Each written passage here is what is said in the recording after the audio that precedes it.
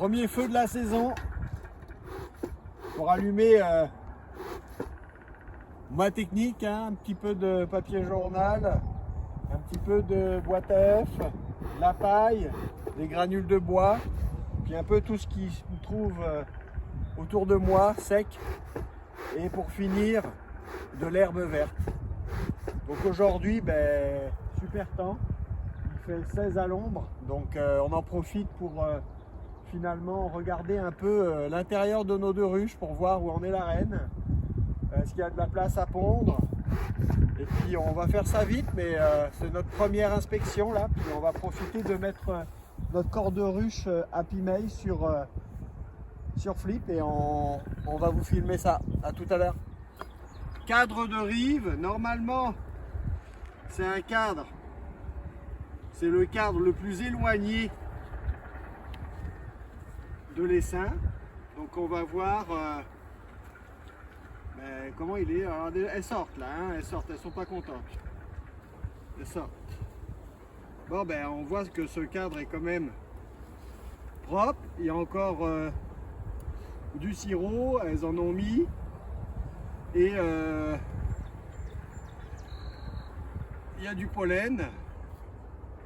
Je pense même que je vais retirer le sirop 2 pour 1 que j'ai mis hier soir.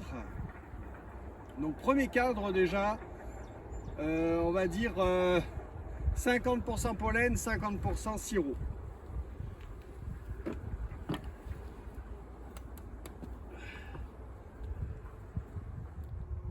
Allô? Bon, alors j'avais pressenti une réaction de la part de cette ruche là, Flip, et je la trouvais au premier abord agressive. Et un des signes, on peut peut-être le voir ici, c'est une ruche bourdonneuse, tout simplement.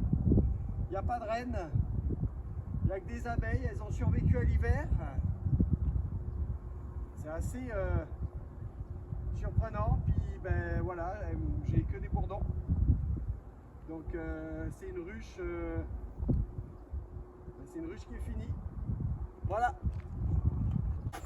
On va en filmer copieusement. Partout.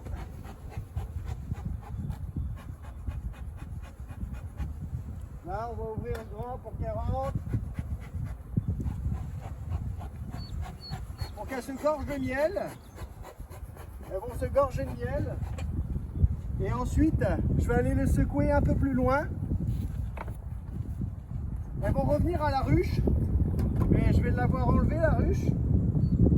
Donc, elles vont essayer d'aller dans la ruche voisine.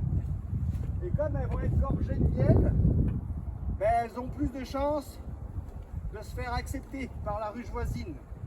La ruche voisine étant quand même très forte, elle va pouvoir défendre son entrée aisément. Donc là-dessus, j'ai peu de doute. Et puis les abeilles qui pondent, parce qu'une ruche bourdonneuse, c'est des abeilles qui pondent. Mais comme elles sont stériles, elles font que des mâles. Elles vont être trop lourdes pour pouvoir revenir à la ruche. Donc elles ne seront jamais acceptées par la ruche d'à côté. Bon, inspection rapide aujourd'hui. Comme vous pouvez le voir, on a mis notre deuxième hausse. Il y avait 10 cadres de couvain, vraiment 10 cadres d'abeilles. Et il y avait environ 8 cadres de couvain. Il y avait du mâle. Du mâle était sorti aussi. J'ai vu la reine, elle n'est pas marquée. Il faudra peut-être que la prochaine fois on la marque. Elle est de l'année dernière, c'est une jeune reine de l'année dernière. On a mis 10 cadres, dont un à mâle et 2 de réserve en périphérie. Donc avec les températures qui prévoient ces prochains jours, ça devrait être correct. Ça tourne autour de 12-15 degrés la journée, 7-8 degrés la nuit.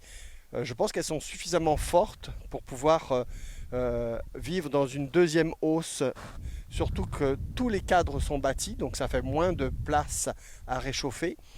Et il y a beaucoup de cadres de couvain operculés, donc de naissance aussi à venir. Donc c'est une ruche, je pense, qui va exploser encore d'ici 15 jours. Il va y avoir beaucoup de monde.